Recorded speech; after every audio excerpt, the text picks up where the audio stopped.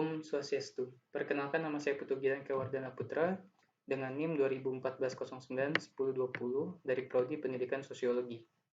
Di sini saya akan memaparkan materi yang saya ambil, yaitu kelompok sosial dan masyarakat multikultural. Berikut merupakan peta konsep yang saya gunakan.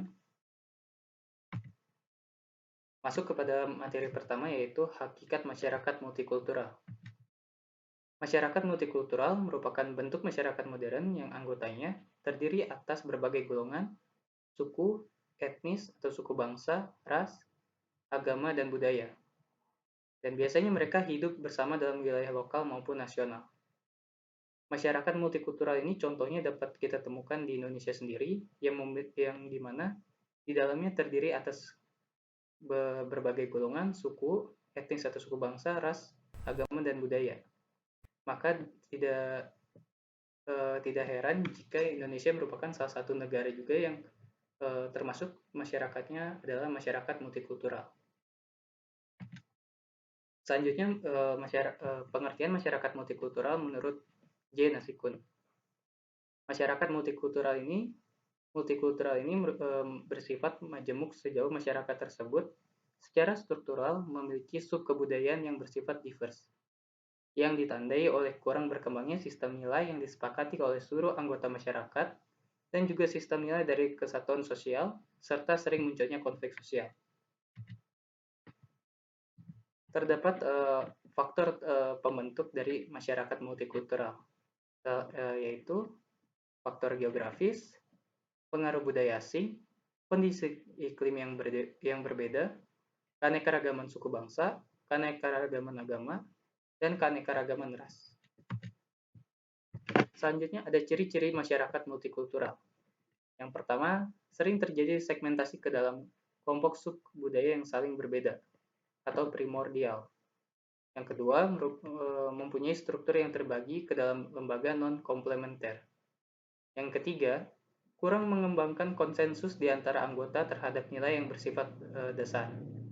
Yang keempat, secara relatif, integrasi sosial tumbuh di atas paksaan dan saling bergantung secara ekonomi. Dan yang terakhir, adanya dominasi politik suatu kelompok atas kelompok lain. Masyarakat multikultural mempunyai kelompok-kelompok berbeda-beda secara ekonomi dan juga politik. Materi yang kedua yaitu hakikat kelompok sosial. Kelompok sosial ini merupakan himpunan atau kesatuan manusia yang hidup bersama, saling berinteraksi dan saling mempengaruhi, serta memiliki kesadaran terhadap kepentingan bersama. Jadi dapat disimpulkan bahwa kelompok sosial ini merupakan kesatuan manusia yang hidup, saling berinteraksi dan saling mempengaruhi di dalam kehidupan sehari-harinya, yang memiliki kesadaran bahwa adanya kepentingan bersama. Dan kelompok sosial ini dapat dikatakan kelompok sosial jika memenuhi 5 syarat. Yang pertama, terdapat kesadaran bahwa setiap anggota merupakan bagian dari kelompoknya. Adanya hubungan timbal balik antara anggota kelompok, adanya faktor pengikat hubungan, terdapat struktur, kaidah, dan pola perilaku, serta sistem dan proses sosial. Selanjutnya adalah tipe-tipe kelompok sosial.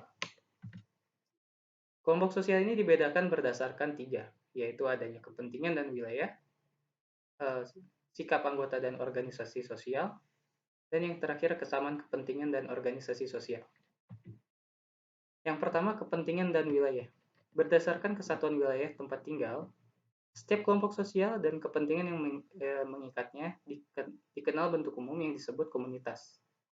Jadi komunitas ini terbentuk atas suku, bangsa, desa, dan kota. Yang pertama adalah suku.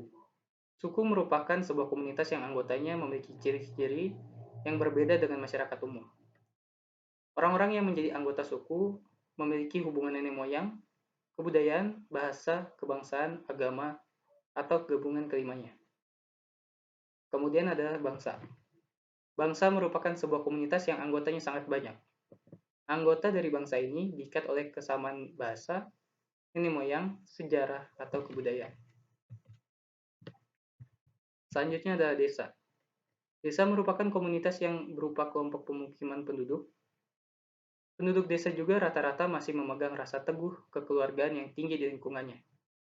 Dan biasanya penduduk di desa ini jumlahnya tidak lebih banyak daripada masyarakat atau penduduk yang berada di kota. Dan luas wilayah di desa ini eh, tidak seluas wilayah yang ada di kota. Yang terakhir adalah kota. Kota adalah sebuah komunitas yang dihuni oleh banyak penduduk, yang dimana mayoritas jumlah penduduk di kota lebih banyak dibandingkan di desa. Dan wilayah yang berada di desa jauh lebih luas dibandingkan uh, wilayah yang ada di kota lebih luas dibandingkan di desa. Selanjutnya, sikap anggota dan organisasi sosial. Berdasarkan kesamaan sikap anggota kelompok sosial dan adanya organisasi sosial yang bersifat tidak tetap, sehingga terdapat 3 bentuk kelompok sosial, yaitu kelas sosial, kelompok sosial, dan kerumunan. Yang pertama adalah kelas sosial. Kelas sosial ini merupakan sekelompok orang yang memiliki tingkat sosial sama, tetapi memiliki tingkatan yang berbeda dengan kelompok sosial lain yang ada di masyarakat. Contohnya adalah kekayaan, kekuasaan, prestise, keturunan, agama, dan pekerjaan. Selanjutnya adalah kelompok sosial. Kelompok sosial adalah sekelompok orang yang memiliki asal-usul, golongan atau badaniah yang sama. Contohnya kelompok etnis, ras, agama, dan gender. Dan yang terakhir adalah kerumunan. Kerumunan ini merupakan sebuah kelompok sosial yang terdiri atas kepentingan yang bersifat sementara dan terbatas. Jadi kerumunan merupakan kelompok sosial yang biasanya hadir akan adanya kepentingan bersama yang bersifat sementara dan bersifat terbatas. Contohnya ini seperti demo, antrian membeli karcis, dan juga menonton pertunjukan. Dan yang terakhir merupakan kesamaan kepentingan dan organisasi sosial.